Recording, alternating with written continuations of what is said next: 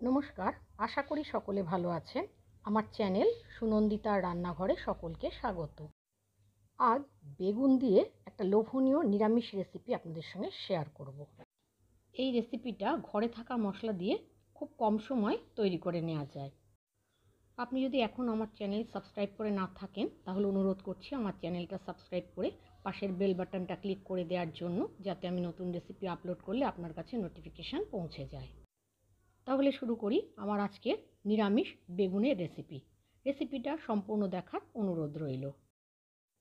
এখানে আমি মাঝারি সাইজের দুটো বেগুন এইভাবে টুকরো করে কেটে নিয়েছি।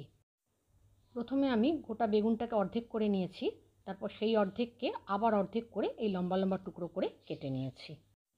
এরপর বেগুনের টুকরোগুলো নুন জলে ভিজিয়ে রেখেছি, এর ফলে বেগুন কালো হবে না আর রান্না করার সময় তেলটাও কম টানবে।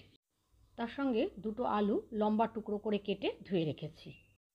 গ্যাসে কড়াই বসিয়ে দিয়েছি, তার মধ্যে 3 টেবিল চামচ সর্ষের তেল দিলাম। তেলটা ভালো করে গরম হলে আলুর টুকরোগুলো তার মধ্যে ছেড়ে দিলাম। আগে আলুর টুকরোগুলো ভেজে নেব। সামান্য লবণ দিয়ে আলুর টুকরোগুলো ভেজে নিচ্ছি, এখানে কিন্তু কোনো হলুদ গুঁড়ো ব্যবহার করব না। আলুর টুকরোগুলোকে একটু সময় নিয়ে লাল করে ভেজে নেব, যাতে 70% সেদ্ধ হয়ে যায়। আলুর টুকরোগুলো আমার লাল করে ভাজা হয়ে গেছে। এবার কড়াই থেকে তুলে আমি একটা পাত্রে রেখে দিলাম। আলুর টুকরোগুলোকে ভেজে তুলে নেওয়ার পর কড়াইতে যে তেল ছিল তার মধ্যে নুন জল থেকে তুলে নেওয়া বেগুনের টুকরোগুলো দিয়ে দিলাম। এবার অল্প হলুদ গুঁড়ো আর লবণ দিয়ে বেগুনটাকে আমি ভেজে নেব। বেগুন ভাজার সময় কিন্তু আমি হলুদ গুঁড়ো ব্যবহার করছি।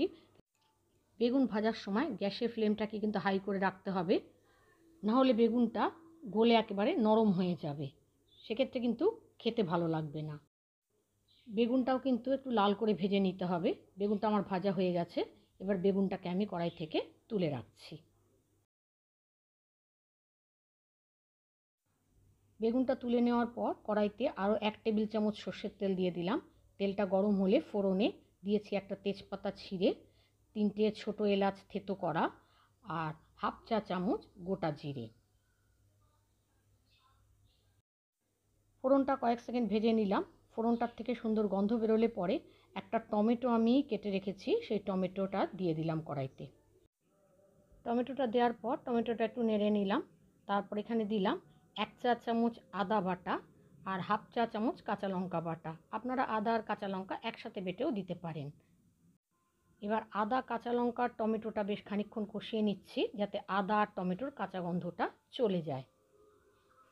মশলাটা কষানো হলে আরও কিছু গুঁড়ো মশলা দিয়ে দিচ্ছি।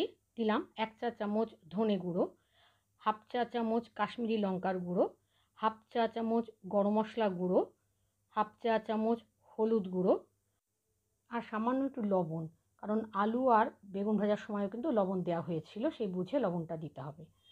আর দিলাম হাফ চা চামচ চিনি। এবার অল্প জল দিয়ে মশলাটাকে আমি একটু ভালোভাবে কষিয়ে নিয়েছি।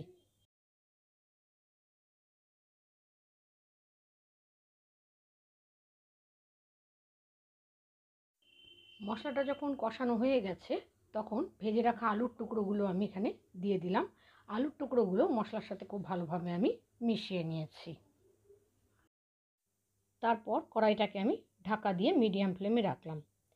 1 মিনিট বাদে আমি ঢাকনাটা খুললাম। এবার সামান্য একটু জল দিয়ে দিলাম। খুব বেশি জল দেওয়ার প্রয়োজন নেই, এটা একটু মাখামাখাই হবে।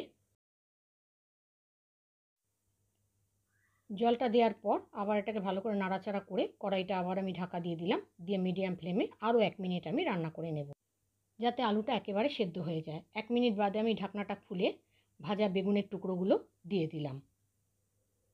এবার বেগুনটা দেওয়ার পরও মশলার সাথে খুব ভালোভাবে মিশিয়ে নিয়েছি। তারপর কড়াইটাকে আবার আমি ঢাকা দিয়ে দিলাম, যাতে বেগুন আলু সব কিছু একেবারেই সেদ্ধ হয়ে যায়। 1 মিনিট বাদে আবার আমি ঢাকনাটা খুলে নিলাম। আলু সেদ্ধ হয়ে গেছে, আমার রান্না একেবারে রেডি হয়ে গেছে। সব শেষে দিয়ে দিলাম 1 চা চামচ ঘি। ঘিটাকে একটু মিশিয়ে নিলাম, তারপর গ্যাসের আঁচটা বন্ধ করে দিলাম। তৈরি হয়ে গেল সম্পূর্ণ নিরামিষ, খুবই লোভনীয় বেগুনের একটা রেসিপি। এটা যেমন ভাতের সাথে খাওয়া যাবে, তেমন রুটি পরোটার সাথেও খাওয়া যাবে। এই রেসিপিটা আপনাদের কেমন লেগেছে জানাবেন, ভালো লাগলে একটা লাইক দেবেন। যদি আপনারা ফেসবুক থেকে দেখেন তাহলে আমার পেজটা ফলো করার, আর যদি ইউটিউব থেকে দেখেন তাহলে আমার চ্যানেলটা সাবস্ক্রাইব করার অনুরোধ রইল। আজ তাহলে এখানে শেষ করছি। আবার আসবো নতুন রেসিপি নিয়ে। ততক্ষণের জন্য সকলে ভালো থাকবেন, সুস্থ থাকবেন। ধন্যবাদ।